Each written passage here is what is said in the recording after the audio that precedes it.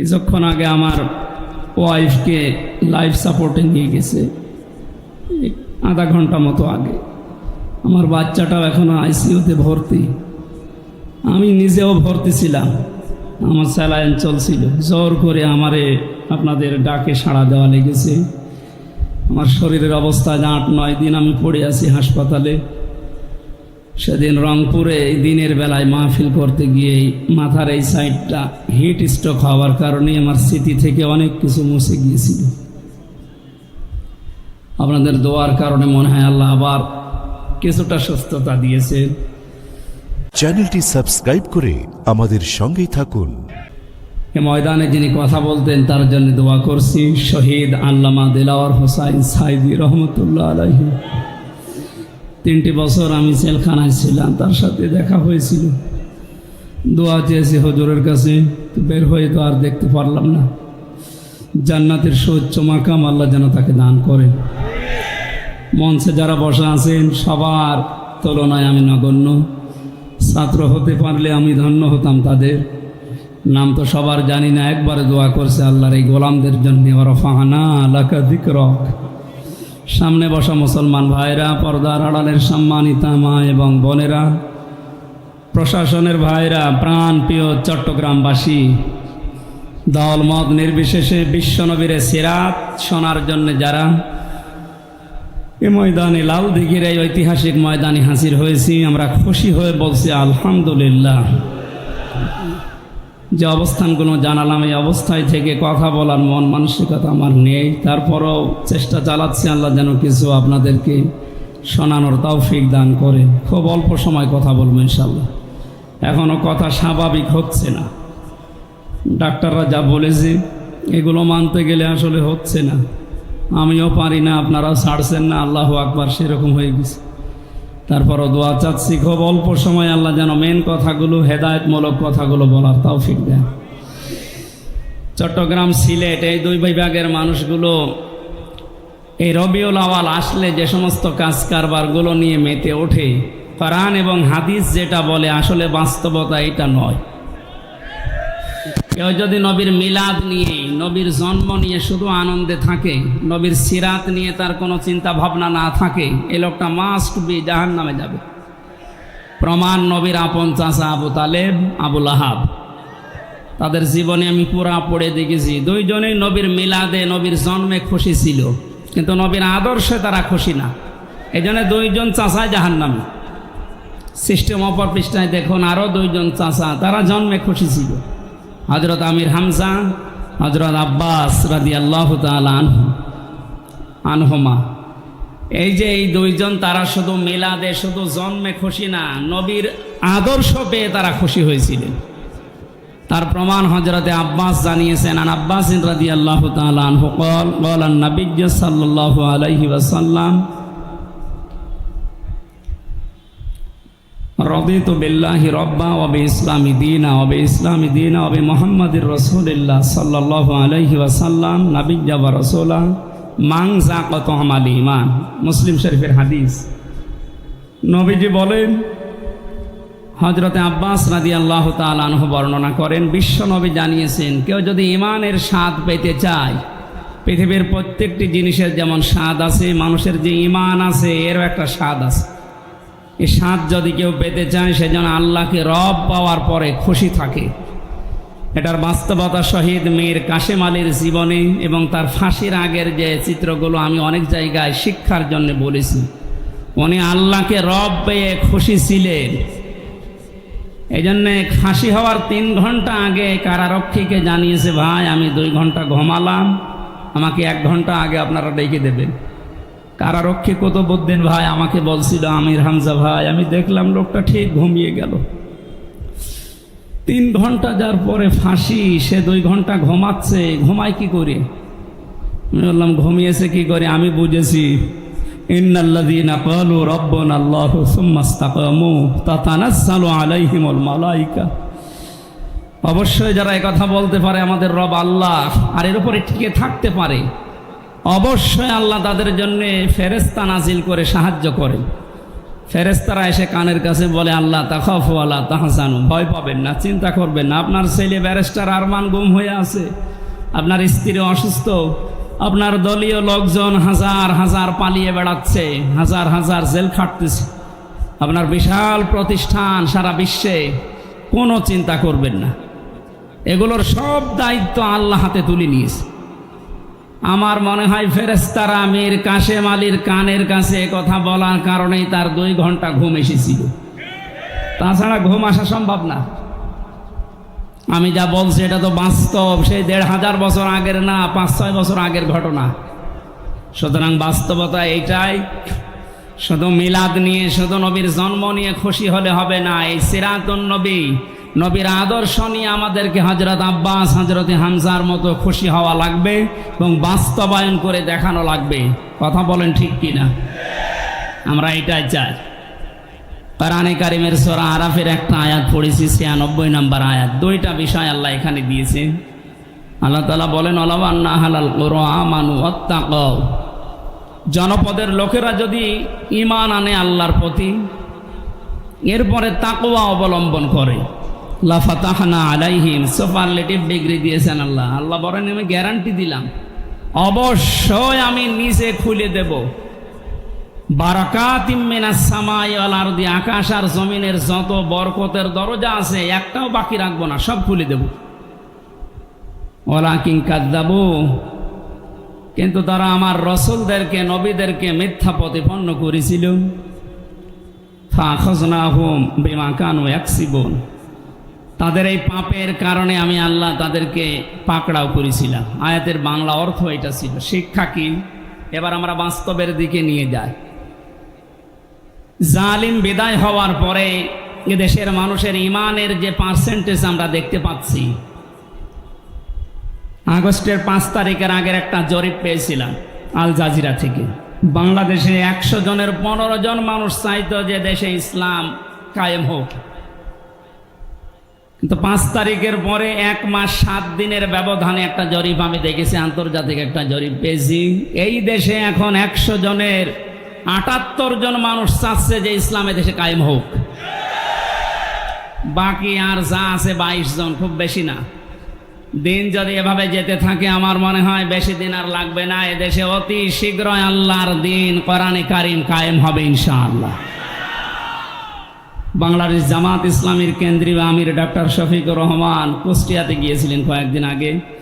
সাংবাদিকদের প্রশ্নের জবাবে তিনি জানিয়েছেন যে আমরা যারা দায়িত্বে আছে তাদেরকে যৌক্তিক এবং সম্মানজনক একটা সময় দিতে চাই, কিন্তু অনেককে আমরা দেখতে পাচ্ছি 5 তারিখের পর থেকে তারা অনেক উচ্চবাচ্য করছেন। আপনি কি করেছেন বলেন তো? সমন্বয়কদের ভেতরে আপনি একটু খোঁজ করে দেখেন, 152 জন, তার ভেতরে 108 জন ইসলামী ছাত্র শিবিরের দায়িত্বশীল। তার কথা বললে তারা বলবে 108 জন এরা, আর বাকি আছে কয়জন? আপনি লাফান, হাতে এখনো থালা পাননি। এরপরেই 5 তারিখের পর থেকে যা আরম্ভ করেছিলেন, থালা পেলে কি করবেন বোঝা যাচ্ছে না। আমরা সময় দিতে চাই যৌক্তিক, উনি কিয়ামত পর্যন্ত থাক, আমরা এটা চাই না, কিন্তু সম্মানজনক একটা সময় তো দেওয়া লাগবে। বিবাহ করার পরে বাসর রাতে স্বামী একটু বাইরে গেছে, দাদি শাশুড়ি এসে স্ত্রীকে বলছে, দেখো আমার কিন্তু পতি চাই। দাদি শাশুড়ি, আপনি আমার সময় দেবেন তো? আপনার নাতি এখন আমার সাথে ভালোভাবে দেখাও করেনি। শাশুড়ি এসে বলছে, বৌমা কি করছো? আমি জানি না, আমার কিন্তু নাতি চাই। বলছে, মা একটু সময় দেন। দেবর আর ননদ এসে বলছে, ভাবি কি করবা জানি না, আমাদের কিন্তু ভাতিজা চাই। যে ঠিক আছে সময় দাও। স্বামী আবার এসে বলছে, বউ আমার কিন্তু বেবি চাই। বউ মুখ তুলে বলছে, তোমরা কি সব পাগলের বংশ? আমার এখনো কিছুই হয়নি, আমার এখনো কিচ্ছু হয়নি, এখনো 10 মাস 10 দিন সময় দেবে, কাজ কর্ম হবে, তারপরে তো কারো বেবি, কারো ভাতিজা, কারো নাতি পুতি। আপনি কেবল কয়দিন গেছে, 15.5 বছরের জঞ্জাল বের করতে, ফেলে দিতে সময় লাগবে না? এখনো হাজারো জায়গায় জালেমদের দোসররা বসে এখনো গোপনে ষড়যন্ত্র করছে। সংস্কার যখন আরম্ভ হয়েছে, লালদিঘির এই ময়দান থেকে সমন্বয়কদের সাথে আমি যোগাযোগ করে কথা বলছি, যেহেতু 108 জনই আমরা, সবার সাথে যোগাযোগ করে বলছি সংস্কার আরম্ভ হয়েছে। এই মুহূর্তে 1628টা চেয়ার বাংলাদেশে আছে, সবগুলোর সংস্কার সকাল আসতে আসতে আমরা দেখতে চাই। নয়তো এরা মাঝে মাঝে নতুন নতুন ইস্যু বানিয়ে রাস্তায় নেমে বিশৃঙ্খলা তৈরি করবে। জালেম যারা বিদায় নিয়েছে তারা শুধু আমাদের মামলার আসামি না, আমাকে বিনা কারণে আপনি 3 বছর জেলের ভেতরে আটকে রেখেছিলেন, তাও ফাঁসির কন্ডেম সেলের ভেতরে, আয়না ঘরে রেখেছিলেন, অথচ কয়েকদিন আগে আমার মামলা সব খালাস হয়ে গেছে। আদালত কর্তৃক প্রমাণিত যে আমার কোনো দোষ নেই, আমি নির্দোষ। নির্দোষ মানুষকে এভাবে 3টা বছর কষ্ট দিলেন। আমি চাই যারা এর সাথে টপ টু বটন জড়িত প্রত্যেককে এভাবে আমার মতো 3 বছর জেল খাটাতে। ব্যারিস্টার আরমানকে 8 বছর গুম রেখেছিলেন, ওর জন্য আরো আপনি 8 বছর আয়না ঘরে থাকবেন। 8 আর 3 কত হয়? 11 বছর থাকেন, এরপরে যদি ইচ্ছা হয় তখন আসবেন। খালি চট করে ঢুকে পড়বেন মানে? আপনি আসেন, 11 বছর হিসাব করে আসবেন। ব্যারিস্টার আরমান, আমান আজমির 8 বছর আর আমির হামজার 3 বছর। কথা বলেন না কেন? আমরা বেশি চাই না, যতটুকু করেছেন অতটুকু করব। জেলখানায় আমার এই গেছে একেবারে যোগাযোগ বিচ্ছিন্ন। আমার বউ, মেয়ে, ছেলে, আমার মা বাবা বেঁচে আছে কিনা আমি তাও জানি না। আপনি কেন এত কষ্ট দিলেন? আর যা খাওয়িয়েছেন মনে হচ্ছে কেউ মাখিয়ে মাখিয়ে খাবার আমারে দিত। এই কারণে তো শরীর নষ্ট হয়ে গেছে। কিছু কথা বললে আমি আর হুঁশ পাই না। ডাক্তাররা বলছে ভেতরে অনেক পয়জন আছে, এগুলো বের করা লাগবে, স্বাভাবিক হতে সময় লাগবে। আপনি যা করেছেন, শুধু আমির হামজার মামলার আসামি আপনারা না, এই টপ টু বটন যারাই জড়িত আছেন আমি জানি সবগুলো আল্লাহর মামলার আসামি। এটা আমি বানালাম। সূরা শুরা 25 নম্বর পারা 6 নম্বর পৃষ্ঠা 13 নম্বর লাইনের 42 নম্বর আয়াত প্রথম অংশে আছে। বাংলাদেশে এখন প্রায় 66টা তাফসির পাওয়া যাচ্ছে। যে কোনো তাফসির দেখবেন এই কথা লেখা আছে, ইন্নামাস সাবিলু আলাল্লাযিনা ইয়াজলিমুনান নাস। অবশ্যই আমি আল্লাহ মামলা দায়ের করব জালেমদের বিরুদ্ধে যারা মানুষ হয়ে মানুষের উপর জুলুম করে। সুতরাং এদেশে যিনি বিদায় নিয়েছেন, সে লক্ষণ সেন বিদায় নিয়েছিল 850 বছর আগে।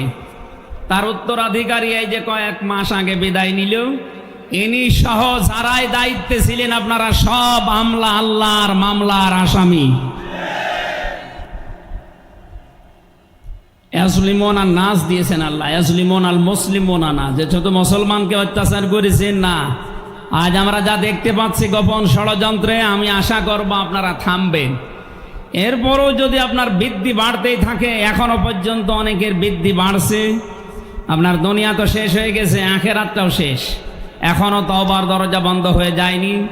আপনাদেরকে আমরা কোরআনের জন্য, আল্লাহর জন্য ভালোবাসি, এজন্য আসেন ফিরে, এখনো সময় আছে। গত কয়েকদিন আগে দিনাজপুরে 10 জন মানুষ মুসলমান হয়েছে। তার আগে 2 জন হয়েছে চুয়াডাঙ্গায়, এর আগে 1 জন হয়েছে গাইবান্ধায়। দেখতে যা পাচ্ছি 78% থাকবে না, 100 ভাগের 100 ভাগ মানুষের দেশে ইসলাম চাইবে রাষ্ট্রীয়ভাবে ইনশাআল্লাহ।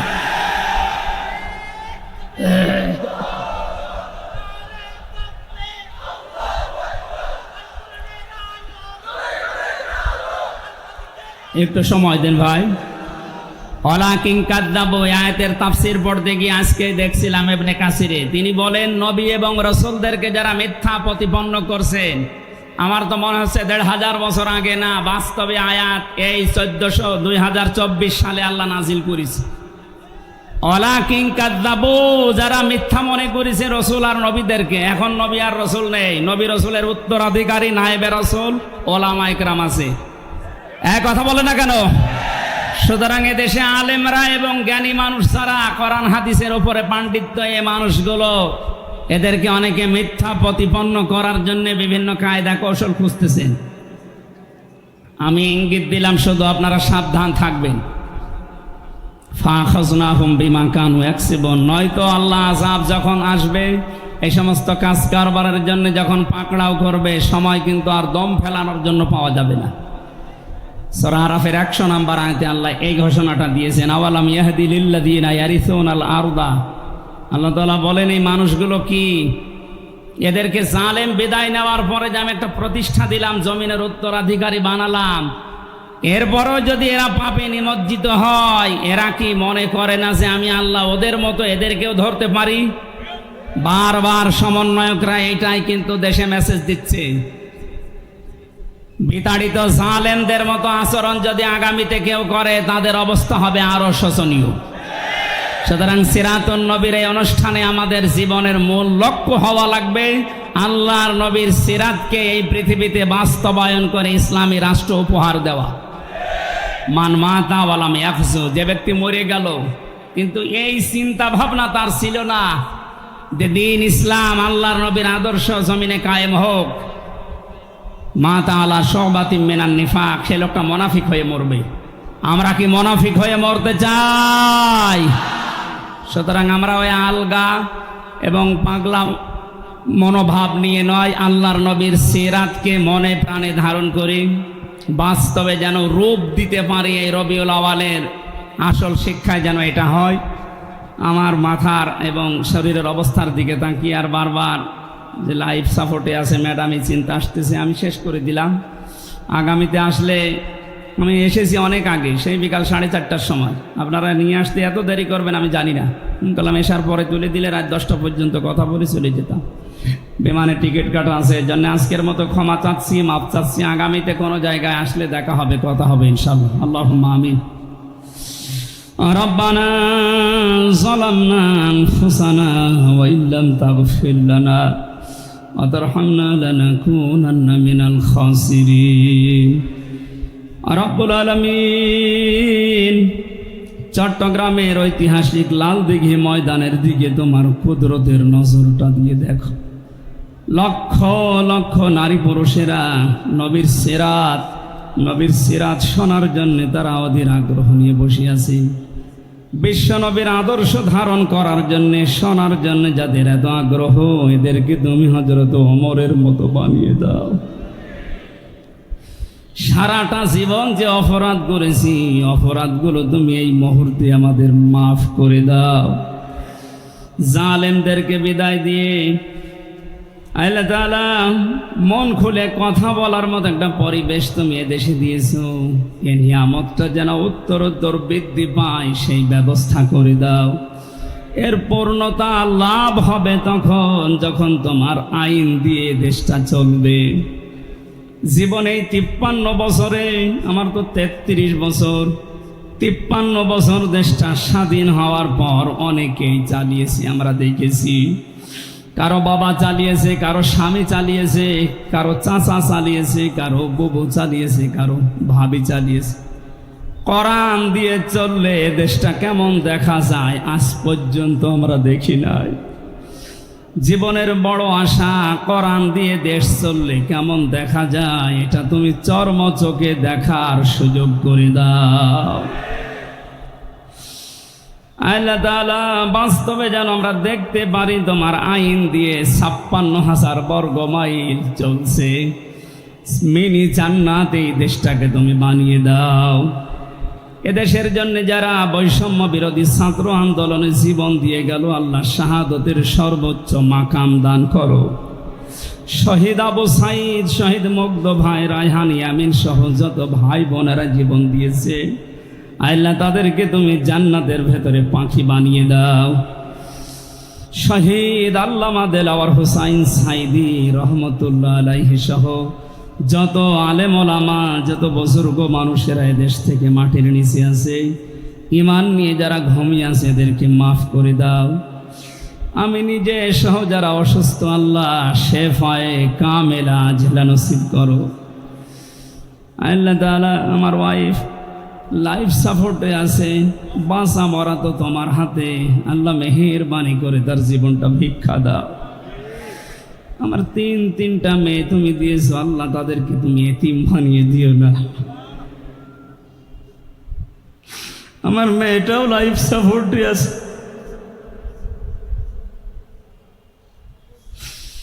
মুসাফির অবস্থায় আছি, অসুস্থ অবস্থায় আছে। লক্ষ লক্ষ গোলামদেরকে নিয়ে হাত তুলেছি, আল্লাহ আমার স্ত্রীকে ফিরিয়ে দাও।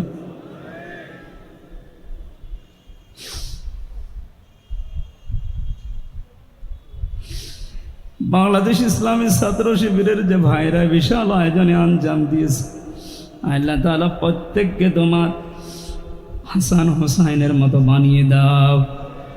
এদেশের ছাত্র সমাজকে এই দলে, এই পতাকা তলে আসার সুযোগ করে দাও। ইসলামী ছাত্রী সংস্থাকে তুমি কবুল করো। কখন কার মরণ চলে আসে জানি না, যখনই মরণ আসবে তোমার ওই কালামটা আমাদের মুখে শেষবারের মতো দিও, লা ইলাহা ইল্লাল্লাহু মুহাম্মাদুর